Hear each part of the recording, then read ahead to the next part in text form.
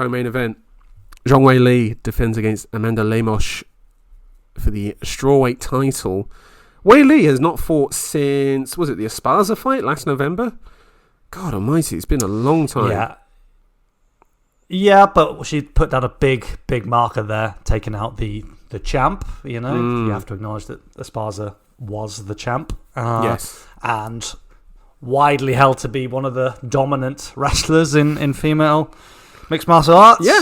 And she just got absolutely freight trained by Zhang Weili. So respect to her, sit on the fence, and wait for the next comer to come, Joe. The next comer, Amanda Lemos.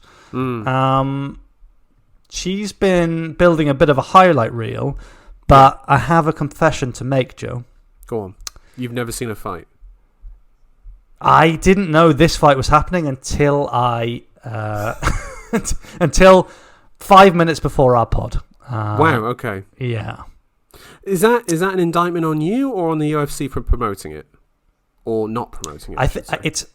It's the UFC. It's the UFC. I mean, like it didn't really resonate with me. I guess we have so few like stars in women's mixed martial arts.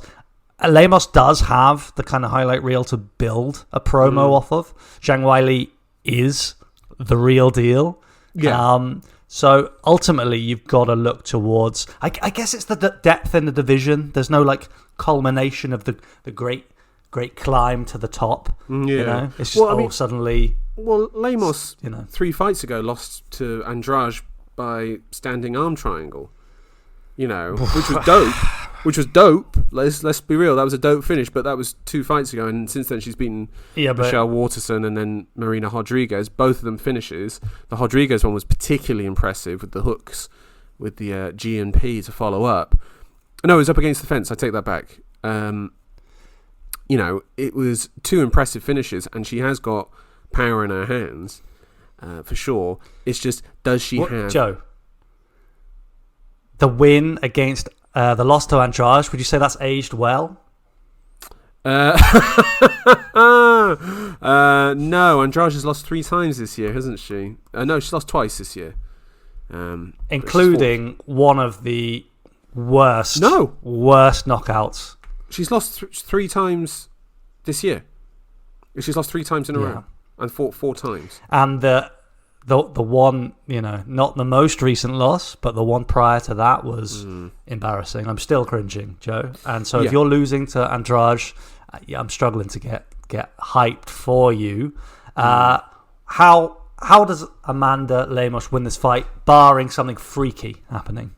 You know what? I think it just has to be attritional. I think it has to be Zhang versus Joanna too, sort of like levels of...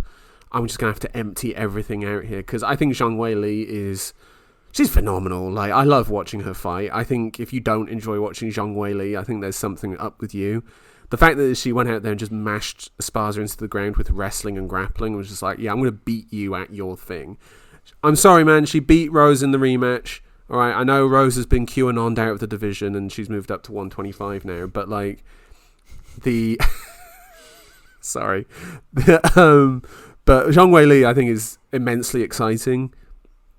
Like, it's great to watch, and I want to continue with her as champion.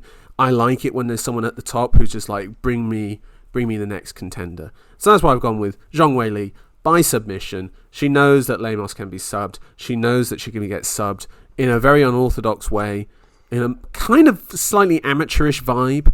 Do you know what I mean? It's kind of got an amateurish quality to it. Of like, how do being unable to get out of that. And Weili's probably looking at that path of least resistance. I'm going to keep proving myself. Submission win for Weili. Yeah, Joe, I got to be honest with you. I had a big dilemma here over my pick. I struggled with it. And the struggle I was having was, would it be a TKO from ground and pound or would it be a submission? And I decided it would be a ground and pound beat down with a sub mixed in there to kind of put Lemos into a horrible place, and then just a pounding until the ref steps in. So that's what I'm seeing. I've gone Zhang Weili TKO. Yeah, I think that's fair. Like Piotr Jan versus Aldo sort of G&P Is that what we're talking about? Oof. Just barbaric. If we get a fight like that, Joe, we've been blessed because that was a great fight. And I'm also very impressed with Lemos if she can take it to Weili for 5 rounds or 4 rounds that Aldo managed. For sure. Right. Let's talk about Joe. You remember that? You remember that era? Just a little nod to that. You mentioned the bantamweight, Petr Yan, the all-comer, going on for 10 years of bantamweight domination. It was obvious. It was written. Yeah. It was announced on that night. And just look where we are now. I know. If he hadn't turned that pissing knee, he could have had that Sandhagen fight. He could have had the Sandhagen fight. He could have had Cejudo. He could have had Marlon Vera. He could have had. He could have refused to fight Merab on the basis he'd already fought Aljamain. Just no. I took one of them. By the way, sorry, I made a pointed reference before about the sort of best 5-round fighters, and I said Volkanovski and Holloway. Aljamain Sterling saying he'll 99% leave the division after this fight, no matter what. Probably meaning if I win, and then wanting to get champ status. So he's like, I'm going to leave the division, but I'm not leaving the title because I want to keep hold of that for when I face Volkanovski. Because he knows if he's not a champ, you ain't getting that Volkanovski fight. Yeah, they're going to be like, oh, yeah. Fight Bryce Mitchell. Yeah. Fight Evloev. Like, that's what they're going to say, aren't they? Which would be just such a fuck you to him. Like, they really hate him. Yeah, he can't catch a break. He really can't.